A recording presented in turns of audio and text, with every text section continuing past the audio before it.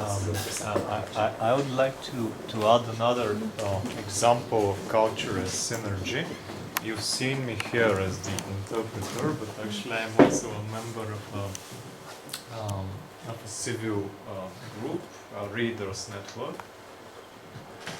It's called Човешката библиотека, or the Human Library in English. And we are a community of people who like to read. So here's the recognizable cultural aspect. And sometimes we also publish books. Now, if Stu is kind enough to give me my backpack, it's a black one, should be somewhere there, I will show you a cultural artifact which has very much to do with sustainable development. Ever since we started in 2005, we had a couple of goals that distinguish us from ordinary publishers. And one of our goals was to make books in such a way that is sustainable.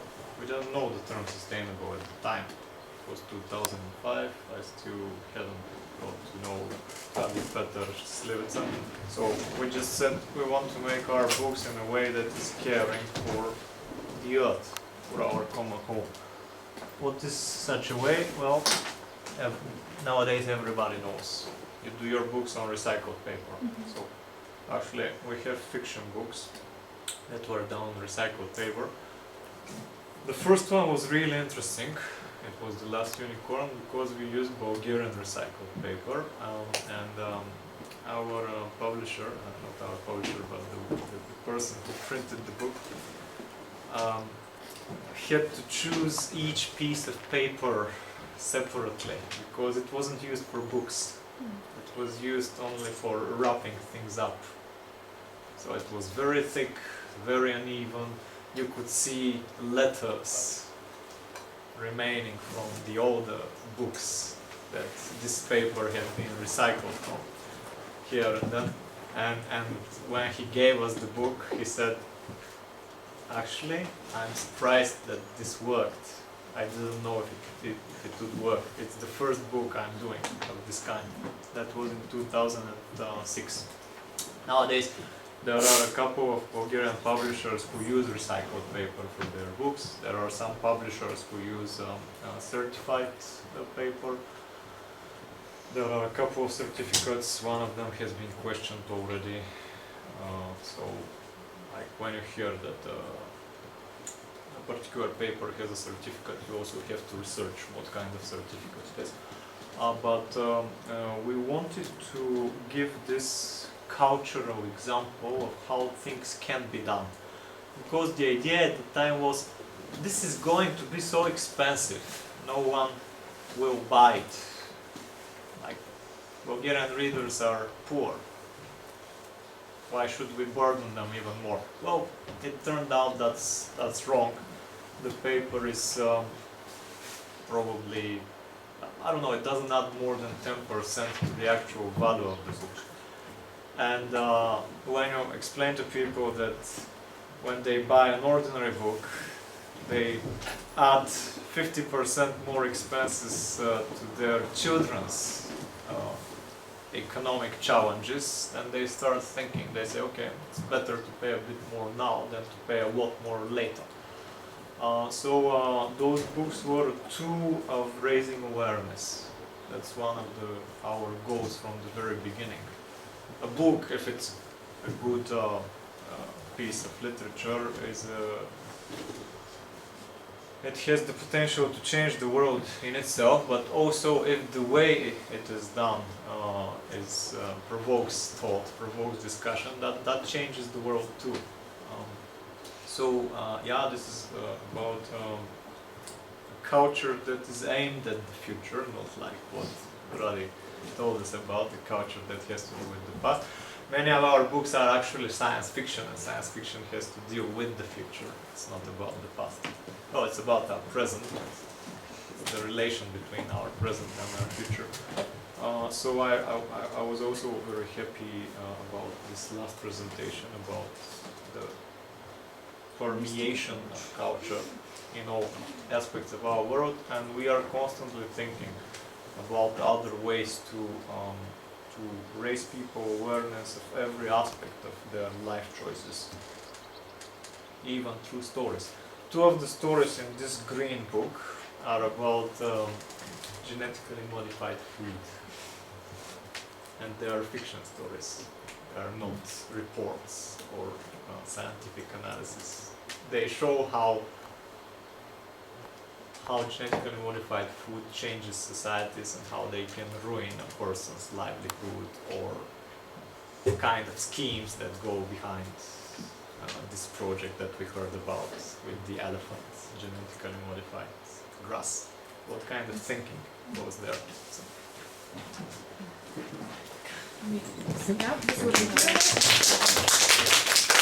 Yeah. How can we predict things? Considering the fact that in 5 years more change has happened than in 10 before that, and in 10 before that more change has happened in the 20 before that. We're talking about sustainability and we're talking about prediction and prognosis, but actually I think we're overconfident. What we have to understand now is that we have to be very prepared for chaos. Flexible. I'll put it. Yeah, it's flexible, and we have to be prepared for chaos. A friend of mine said, I'm going to Britain, I'm sick of Bulgaria and the chaos in Bulgaria. Give me one reason not to go to Great Britain. And I told her, Great Britain, with its great structured society, will not prepare you for what is coming to our world. So it's really nice. I really liked what our presenter said about looking back at the past and looking for solutions only there. This is not going to help us. We've never had a past that can prepare us for what is happening now.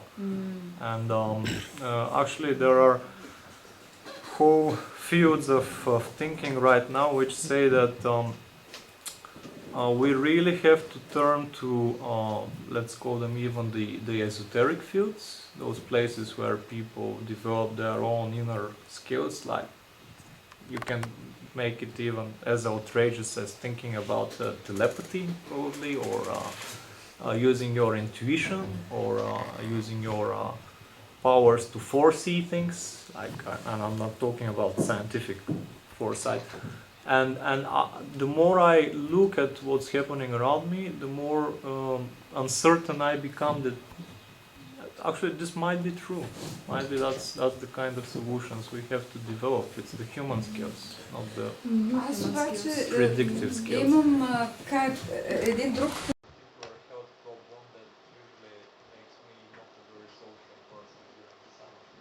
So when Radi and Peter invited me to come here, my first reaction was like, oh no, not again, I'm at my worst shape.